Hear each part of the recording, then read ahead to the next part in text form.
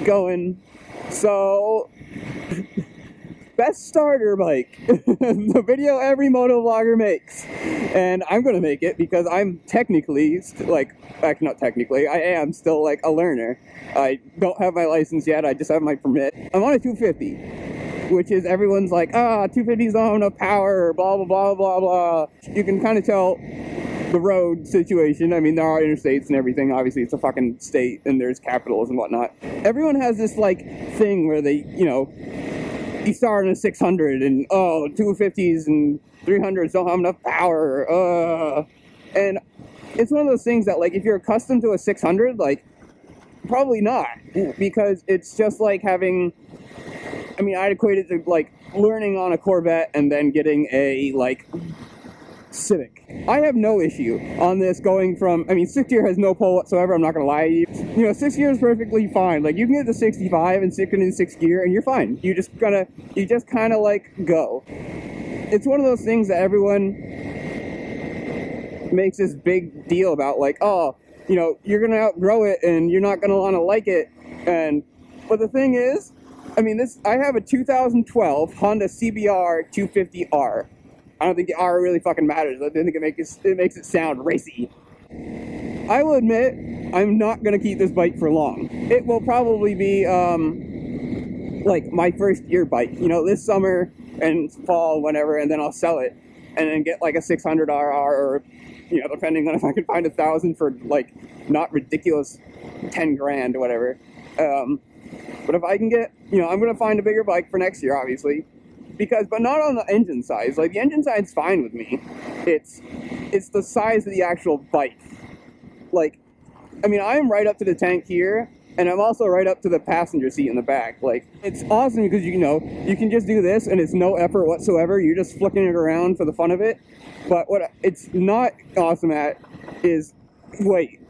Which sounds stupid, like, oh, you want a super heavy bike? No, I don't want a heavy bike. I just like something that doesn't, like, if you're going 65 on this thing, and there's any amount of wind, like crosswind, you can feel, that is my reasoning for wanting a bigger bike. It's not the fact that I need to go 210 miles an hour on an H2, because fuck those things, that is scary. Granted, I'd love to actually ride one for one time, just for the fun of it. I just want, like, something that has a little more weight to it, so I don't feel so flighty. I mean, like, that kind of thing, which is fine, but everyone's big argument is the fact the engine size, like, oh, you can't go fast enough, it doesn't have enough power. It will go the speed limit. Like, it'll go above the speed limit easily. And, like, technically, I'll call myself a learner because, like, this is the first actual, like, street bike I've had, but, like, I had a dirt bike for years when I was younger. And it's very much, if you know how to ride a bike, you know how to ride any bike possible. It's just a matter of, being able to sit there and, like, have some sort of conscious control over, like, okay, this I can know I'm going to be able to fly with, and not, like, not slam it down in first gear, grab a handful of throttle, and flip the thing fast. A lot of people that don't, like, are just starting, like, have never ridden a bike before in their life, don't know throttle control or clutch control, where, like, how to brake properly. Because if you're watching this and you don't own a motorcycle, in a car, if you slam on your brakes, take your foot off, like, if you have an automatic, let's just put it that way, make it easy. If you have an automatic and you slam on your brakes, nothing happens. Nothing bad will happen to you. I mean, especially new cars, they all have ABS and everything, so the most that's going to happen is your tires will skid. But, like, you have 4 tires, and you will more than likely skid in a straight line, unless you turn the wheel. If you're on this motorcycle, or any motorcycle, and you get, panicked, and you grab that front brake, and if you're going at any amount of speed, like right now, if I slam down on that front brake, I'm going head over fucking tea kettle into my face onto the tar, because this front wheel is either going to lock, or some part of it, at a certain point, braking pressure starts twisting things. So you're either going to go lock over, or it's going to twist, and then everything tumbles. And I think, like, personally, a 250 is perfect, like, to start on. The test is super easy on them because they're small, so you don't need to worry about like having a super heavy bike that's gonna fall over on you. And the gas mileage is awesome. I fucking put $5 in this thing the other day, and it's gonna last me forever because it's like 55 or 60 miles to a fucking gallon. That's awesome. Like, mind you, that's fucking awesome. If you're gonna start learning, I mean, I'm not saying don't buy 600 or buy 1,000. Like, buy whatever you feel you want and you're comfortable with, because that's what you're gonna like. If you know you only want a 600 and you never want to go bigger and you never want to go smaller, and you get a smaller bike, you're not gonna enjoy it and it's not gonna be fun. But if you want to really learn, like, this thing's great. You can whip it into a corner in like second or third gear and grab a handful of throttle, and you're not gonna be that worried about like the back tire just ripping out from behind you because it has so much power going to it. I mean, it's a super fun, just like play thing.